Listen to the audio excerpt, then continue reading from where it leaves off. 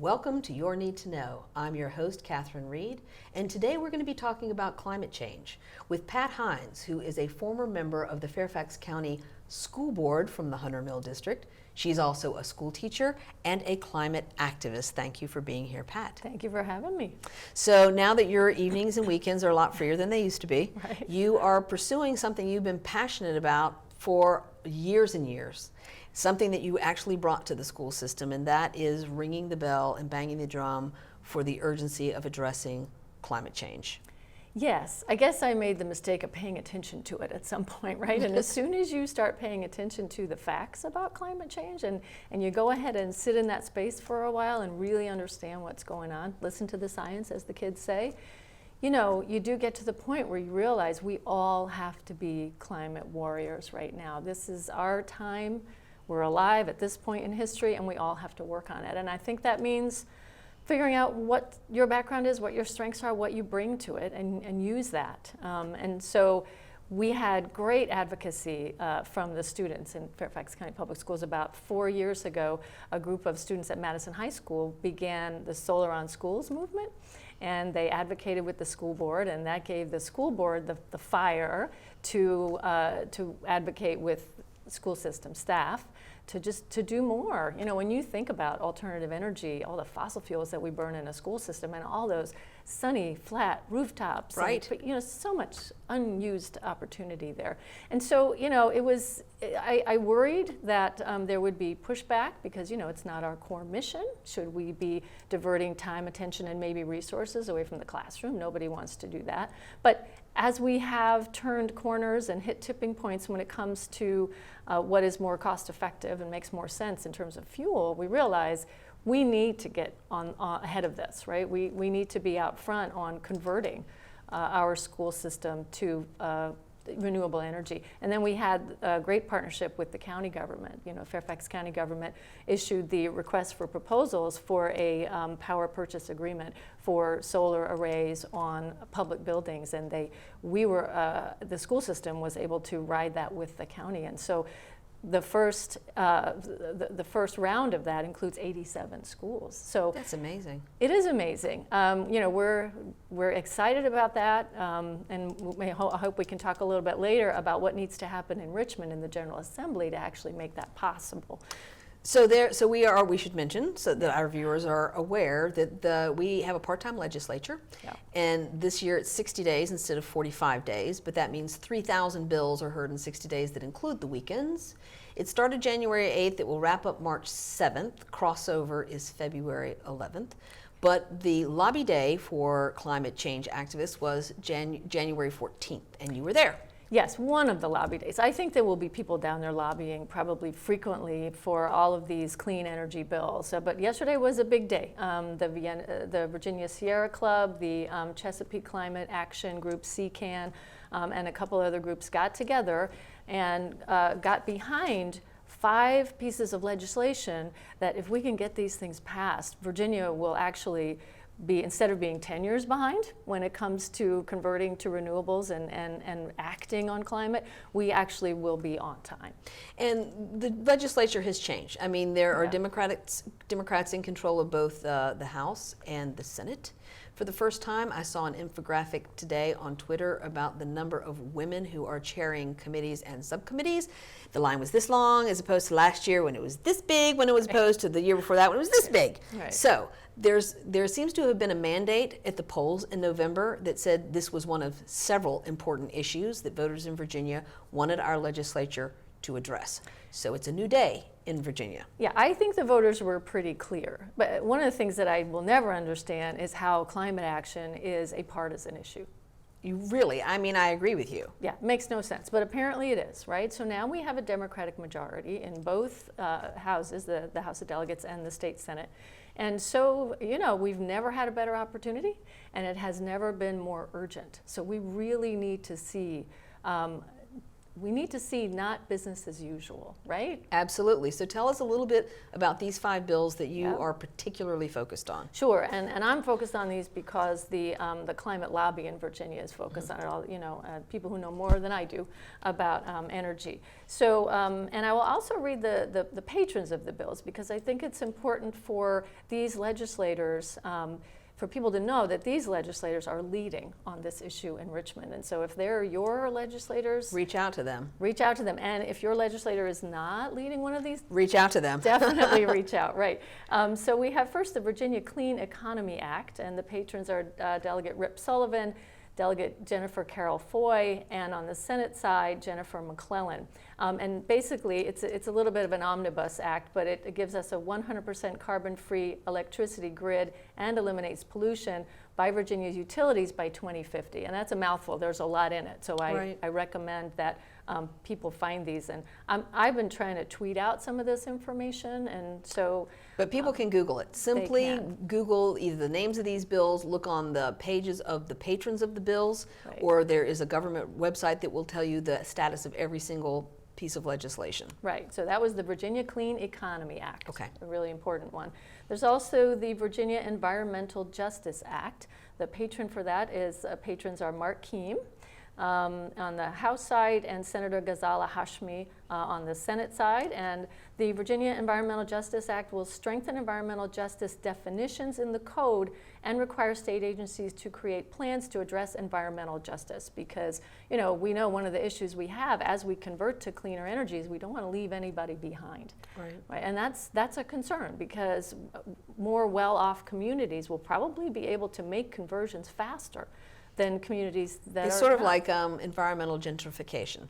In a way, right. Yeah. And what happens then is that the folks who are in less well-off communities and are still on the grid could be paying more. Right. So we have to figure out a way. That's a public policy issue. That is not a Dominion corporate problem to solve. That's a public policy issue. So I'm so glad that we are looking specifically at environmental justice. And the third bill is the Fair Energy Bills Act. Delegate Jay Jones and Delegate Lee Ware are sponsoring that on the House side. I don't know if there's a companion Senate bill yet, but I hope there will be. And this gets specifically to that justice or fairness issue of, we have people in the Commonwealth who are paying 20% of their monthly income for electricity, for power, and that's unsustainable. I actually see this week on the Nextdoor thread, somebody in my neighborhood talking about how high their electric bill was. They moved here like 6 months ago. So I'm telling you, this is on the top of mind for many, many people, what they are paying in electricity. Yes, and it has to be part of our holistic look right now at energy. And then there is the Solar Freedom Act, which people may have heard of before. This is at least the second year that it's come up. It hasn't passed in the past. And again, the patron is Delegate Mark Keem. Mark Keem has been a real leader on this. And Senator Jennifer McClellan, who has also been a real leader. And the Solar Freedom Act removes barriers in policy to Virginia kind of catching up with all of our surrounding states and most of the states in the country in allowing homeowners and local governments and businesses to get off the grid and produce their own renewable energy. We've been held back by policy which frankly seems like it was written by the energy industry. Right. Yes, Yeah. and we just need to stop doing that. And I'll tell you, for that one in particular, the solar power purchase agreement that the school system and the county have now, that includes 87 schools in the first round, we will not be able to even begin that work unless the Solar Freedom Act passes, because there is right now a cap on the total amount of power purchase agreement solar power that can be produced in the whole Commonwealth, and we will bust that cap with our power purchase agreement. Okay. So that has to change. And then finally, the fifth is the Clean Energy and Community Preparedness Act, and the patrons for that are Charnel Herring, Delegate Charnel Herring, Senator Linwood Lewis, and Senator Mamie Locke. And that will primarily direct Virginia to join the Regional Greenhouse Gas Initiative, which people may know as RGGI. And basically, that is a regional group of states, and Virginia would join them. And it would, over time, cap the amount of greenhouse gases that utilities can produce, and it would do that in a way that would also produce some revenue along the way, because there'll be cap and fee kind of ideas in it.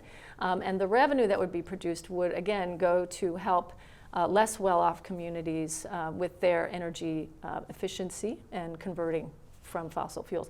So those are right now, those are the 5 bills that the climate lobby in Virginia is unified behind.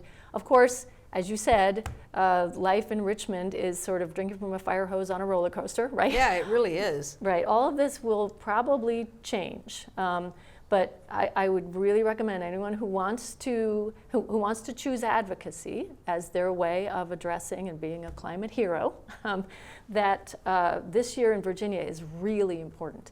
So if you can personally contact your delegates and senators on these bills and let them know that it's important to have clean energy bills that are really clean.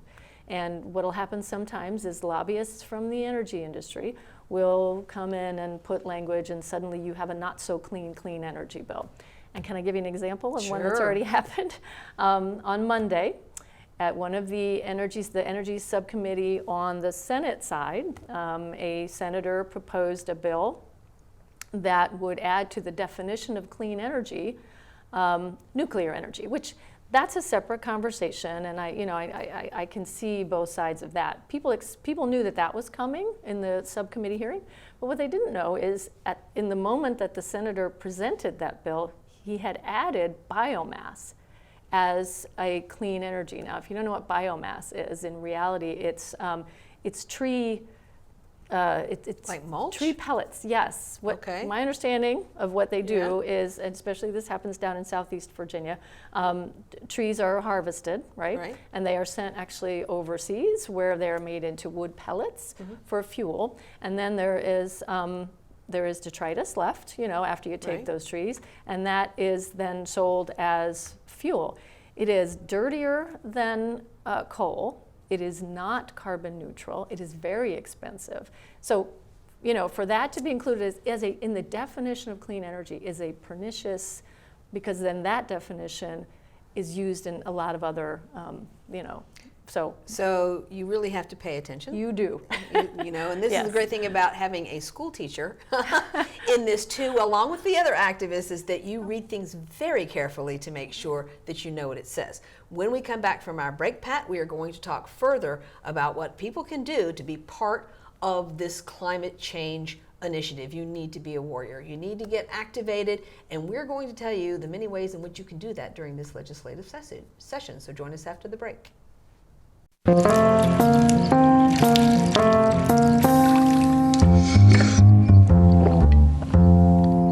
Here, kitty, kitty.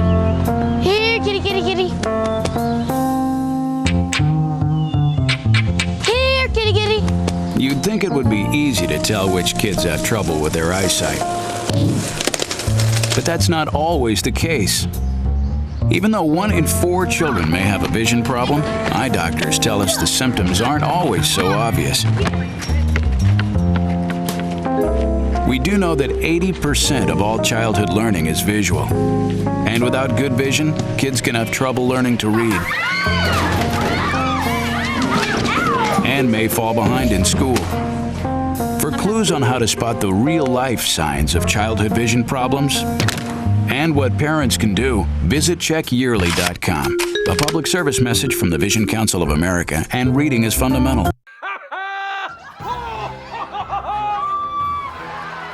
Give your town a reason to celebrate, because every Goodwill item you bring home brings job training and more to your community.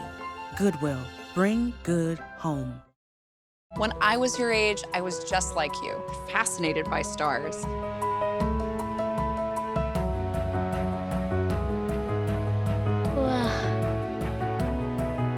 But now I get to search for life in the universe. And who knows, maybe life is looking for us too. So we're like aliens to them? Yeah. Does anyone want to be a scientist now? I do. Awesome. We need more girls in STEM. Maybe we can find aliens.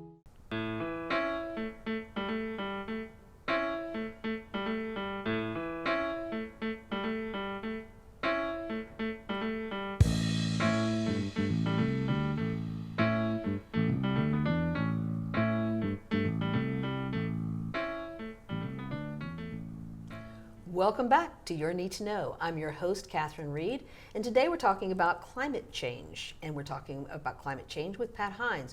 You may know Pat as a former school board member here in Fairfax County from the Hunter Mill District. She's also a public school teacher, and she is a climate activist. Thank you so much for being here, Pat. Sure, thank you for having me. So the thing is, climate change shouldn't be partisan. Clearly it is. Yeah. Used to be that Democrats were in the minority party in the House and Senate. We're not. We're in the majority party. And so committee assignments and subcommittee assignments have changed. Chairmanships have changed. What can we expect to see, or what do we hope to see from our Democratic leadership? Well, for me personally, hope is too weak. We need to demand. Okay.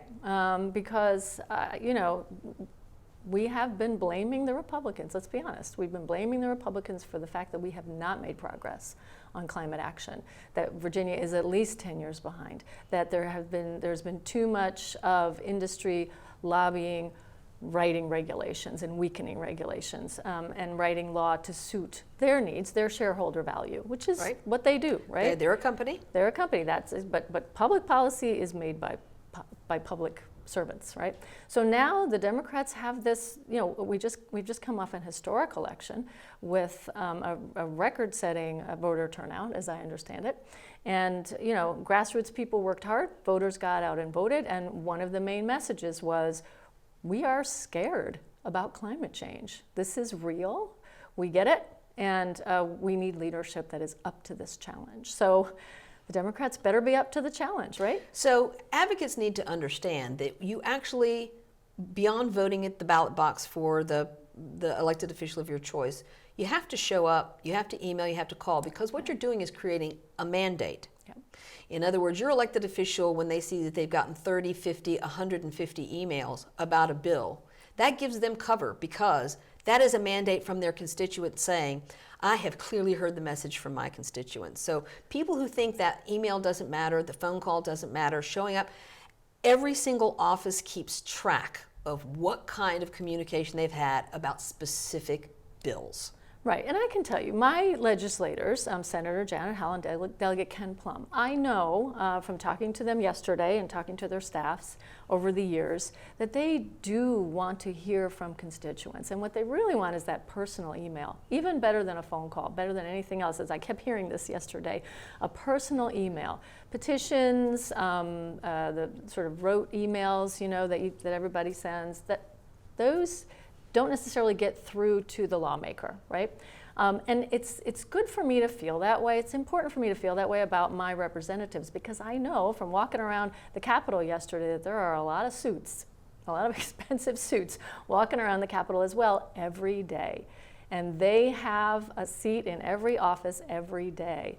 And so it's important for me to know that my legislators are hearing from me and that it matters to them, that they will remember me even when that suit walks in the next day. Exactly, and here's the thing I want to make, the point I want to make about paid lobbyists and the work that they do and who they work on behalf of, corporations, whether it's Dominion Energy or somebody else. But the one thing they don't have is a vote. Constituency is the currency of constituency, is being the person who shows up, speaks up, and says what you care about. Because the lobbyists are paid to do a job, but they don't actually vote for that representative. Constituents do. Right, and look, the energy industry is an important part of this puzzle, for sure, but they have their priorities, and that's all about shareholder value, right? Right. And those are not necessarily the public policy values that we need our public servants to have. So I think what I'm looking for from our new Democratic leadership right now as we begin this session is in particular, the energy subcommittees on the House and Senate side. I want to see that those subcommittees are that the folks who've been assigned to those subcommittees are the people who are the champions for clean energy, and I see some of that, but I don't, to my mind, I don't see enough. And this is a conversation we had yesterday among the climate lobbyists. It was this roller coaster day. We had great, inspiring speeches, and we got to talk to people who agree with us about what we want to do. But then we also had these conversations about how, oh gosh, look at this energy subcommittee. Look at the people on here. majority of them have been pro-Dominion, for example, for years and years and years. And so I'm thinking, well, doesn't my Democratic leadership want to make sure that the bills that are coming out of the energy subcommittees on climate action are strong and will win? That's what I want, right? So if we don't necessarily have a feeling that the strongest climate folks are on those subcommittees, then I need to hear from the Democratic leadership in the House and Senate that there's a reason why they did that. I get it, I don't know how all that works, but that they personally are committed. So I'm thinking about Speaker Fillercorn and Senator Saslow. They are our Democratic leaders down there in the General Assembly, and I want to hear from them, and their constituents should make sure that they hear from those two that, okay, we have to do certain things with subcommittees, and it just is, how the sausage is made, but when it comes to clean energy and climate, we're on it, and we'll be pushing it, and we'll be making sure that it's happening. I agree with you, and this also gives power to the people, though, because this is how you do hold not just leadership accountable, but first of all, you should know who your senator and your delegate are. Yeah. If you don't know what their position is, ask their office, send an email. And to your point about a personal email, you were on the school board for 8 years. What made the most difference when it came to hearing from people on an issue? It wasn't the petitions necessarily, or the t-shirts, or the rally, or the people who made a lot of noise during the meetings. It was the people who sent you an email and said, let me state my case. Sure, yeah. Petitions in particular are not worth the time. They're just too easy for people to do. You don't have a sense that they're armchair really, advocacy. Right, you're not sure how committed they are. I mean, I would meet with folks who disagreed with most of what I did because they were constituents and they reached out personally, and that's my job, right? And so yes, those personal emails, and I heard again yesterday that those personal emails from constituents get through to the representative, right? Because they've got gatekeepers, they have to. True. And speaking of gatekeepers, the thing about town halls, and I will just tell you, in Fairfax City, our town hall is on Saturday, January the 25th at 9 a.m. at the City Council chambers. And this is your opportunity to go sit and raise your hand and ask the question, do you support any of these 5 bills, or what is your position on climate change, and what are you doing proactively, or what committees are you on, or how can you influence these getting to a floor vote? Ask the question. That's why they have these town hall meetings, and people should not be afraid to be the person in the room who asks the difficult question. Sure, and you don't have to know everything about it. I mean, look, I'm reading these summaries off this page. I'm an active lobbyist, advocate for this, and I don't know all the details of these bills. So you don't have yet. to be an expert to ask the question. You don't have to. Being an energy expert is actually pretty hard, and there are only a handful, right? So you don't have to be an expert. What you can do is show up and say, tell your story. I'm a mom, I'm a parent, I'm a young person. This honestly scares the heck out of me. What do you think? Tell me how you feel about it as my representative, and then tell me what I can do as your constituent to help you get this done. So let's talk a little bit, pivot just a little bit to local government. Yeah. The Board of Supervisors, the school board. I mean, the school board affected change on issues of renewable energy. You made a difference. You moved that ball down the field. The Board of Supervisors seems to be open to the idea of working in partnership, both with the school board and other organizations, to move these initiatives forward. What are the things, and I know that there's a nickel tax on plastic bags, for instance. Yeah. That for a long time, the mayor of Fairfax City, David Meyer, is like, I would love to see us have the ability to initiate that tax, not for the tax purposes, but to get people out of the habit of using plastic bags, which end up in the Chesapeake Bay and the ocean. Right. Yeah. So in addition to these 5 bills, there are dozens of other bills that kind of row in the same direction, and they're all over the place. And part of the job of the General Assembly is to herd them and pull them all together. But yes, so on something like plastic bags, for example, being in a Dillon Rule state, Right. we, as local governments, we need to get permission to do almost anything like that from the General Assembly. So that's what we're pushing for, is local control over questions like that. And there is a bill in the There General is. Assembly, yeah. But this is about impacting Yep. behavior and the culture of Yes. behavior. DC has already, for years, has had a tax on bags, trying to get people to just stop using them. Sure, and there's an awful lot we can do at the local level. You know, Congressman Jerry Connolly said to me one time that 75% of government happens at the state and local level. True. And how we each live our lives is hugely important. I'm trying to get in the habit of composting food. Right. You know, and my local government could help me with that. And so there are things that, you know, there are lots of things we could do. So at the local level, the school board, I feel confident, will continue to push the school system to keep turning that corner toward renewable energy, both in our facilities, but also in our transportation fleets. We have Right. a great opportunity there with electric buses. Yeah, I was about to say, I once quoted this, not to somebody who was with me exactly, that, you know, the Fairfax County Public Schools has a larger fleet of buses than Greyhound. The person I said that to was like, that's why we should outsource it. Wrong answer. Yeah. But anyway, moving on. But that is an opportunity, since Fairfax County School does own their own fleet of buses, to turn that corner toward electric vehicles or solar powered vehicles or just cleaner energy transportation. Right, and one of the last things that we did in my term on the school board back in November, I think, is that we directed the school system to put out a request for information, to ask anybody out there to let us know how we could get our entire fleet, buses and other vehicles, off of fossil fuels by 2030. So hopefully we'll be getting good information, and the vendors will, you know, just as the solar panel vendors have kind of figured out how to make the financing work, the bus vendors need to as well. So I see that coming along, and then there is also, you know, at the county level, there's the beginning of a pretty ambitious climate action plan. And it's called CCAP, and I'm trying to remember what the C and E mean, but it's Citizens and Something Climate Action Plan. And it's just beginning, and I also feel hopeful about the current Board of Supervisors. I see some new voices on there, some louder voices on energy, clean energy, and, you know, we can do a lot at the local level that we're not doing.